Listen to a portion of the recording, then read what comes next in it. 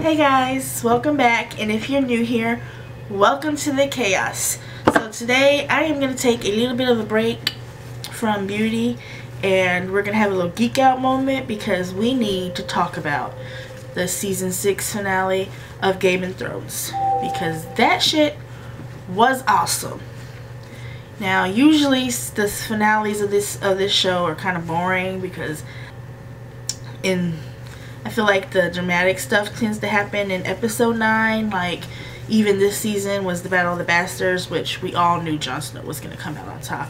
Though, I mean, technically, Sansa's the one that came out on top, because if it wasn't for the Night's Veil, Jon wouldn't have made it. And then, you know, she got her revenge on Ramsay at the end by sicking his own damn dogs on him. That was awesome. But today we're going to talk about the finale because that was the most, I won't even say action-packed, but I mean it was a little action-packed, but that was the most fulfilling finale that I've seen in a while.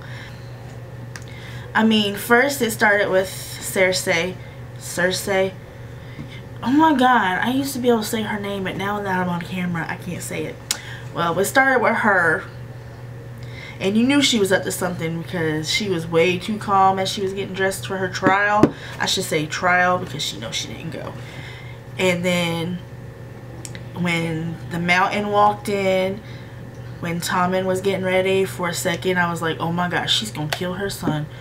But then as it started playing out and you saw them kids, I'm like, oh yeah, she's up to something. And sure enough, she was. Even Marjorie knew she was up to something, and that damn High Sparrow didn't want to believe her, and you see what happened.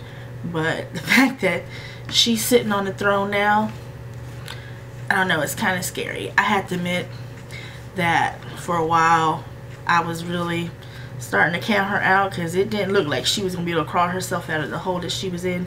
But that bitch did it. And I honestly think that Jaime is realizing she's a little scary. I don't know if y'all saw that at the end when she was taking the throne and he was watching. He didn't have no look of awe or being proud or anything. He kind of looked like, oh god, what the fuck did she do now? Sorry for my language, but well, you probably can't see my shirt right now, but it says Nerd Herd. It's actually a little quote thing from House of Night books. But I geek out on my shows, and right now I am so geeking out over some Game of Thrones. Cannot wait for the next season, even though I just read that there is only going to be 15 episodes left, which is kind of why they decided that they were going to kill Marjorie, is so they can start tying up loose ends and really get down to the battle for the throne, which Dany is coming. That's something we have been waiting for since season freaking 1, man. She has finally on the ocean or the sea or whatever it is that they're crossing. But she is finally on the ship. She's got her Unsullied. She's got the Dothraki. She's got the Ironborn. And she is on her way to take the throne. But the real kicker here is the King in the North, or Jon Targaryen, because it was basically confirmed this episode that Rhaegar and Lyanna equals Jon. And I know I was reading a comment, somebody was like, well, he could still be a Baratheon, but you know, if you guys were watching, she was whispering to her brother when he went in there that he had to keep it a secret from Robert because Robert would kill him. If Robert was his own child, he wouldn't have killed him because Robert has bastards. Gendry, hello. And Robert knew about him, but if the baby was Rhaegar's, Robert would have wanted him dead. So we got another Targaryen, and I don't know, is he the rightful heir to the throne?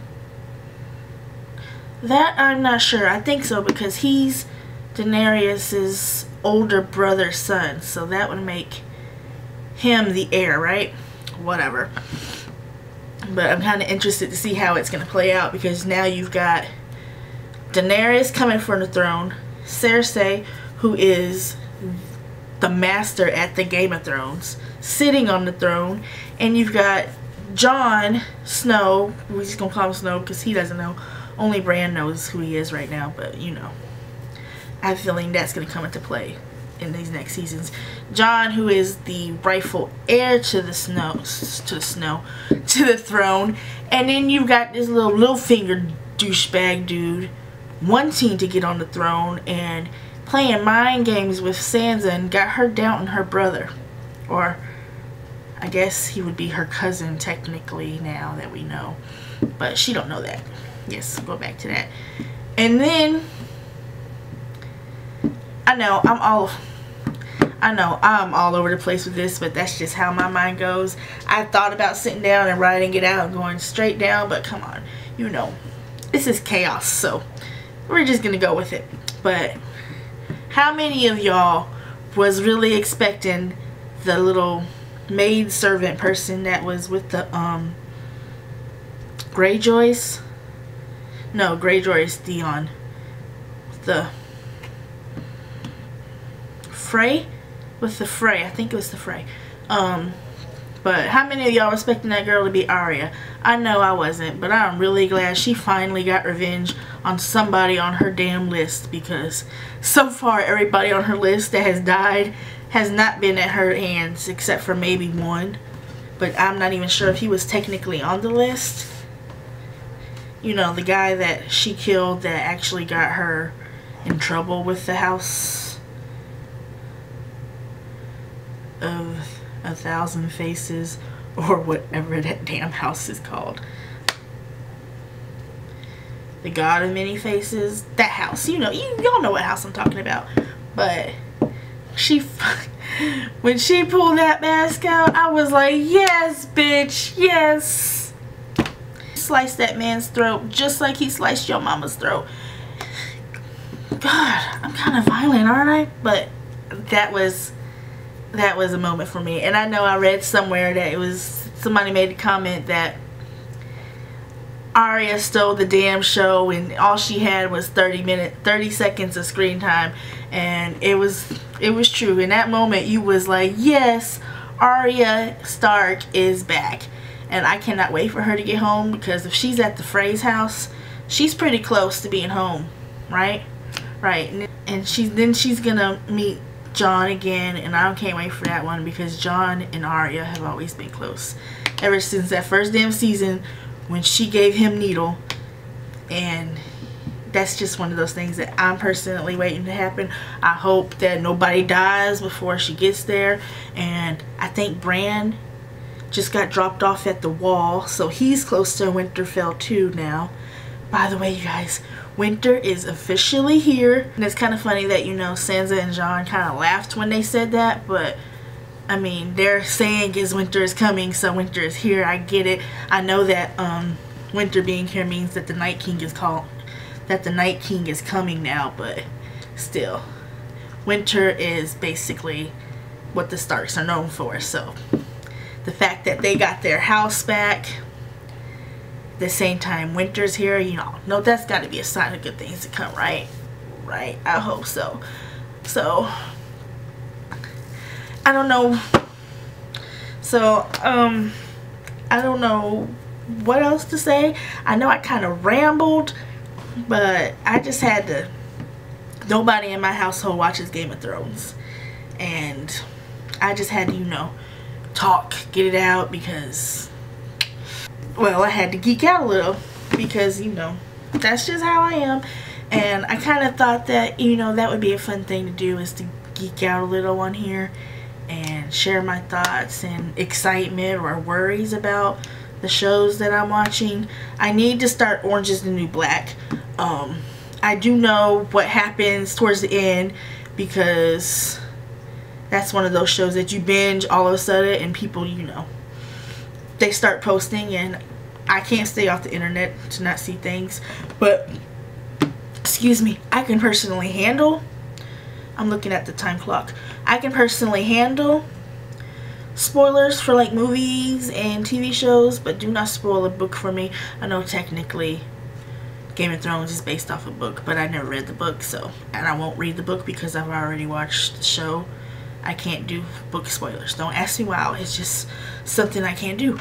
But you know, some people can't do TV or show spoilers. It ruins it for them. Not me. I don't care.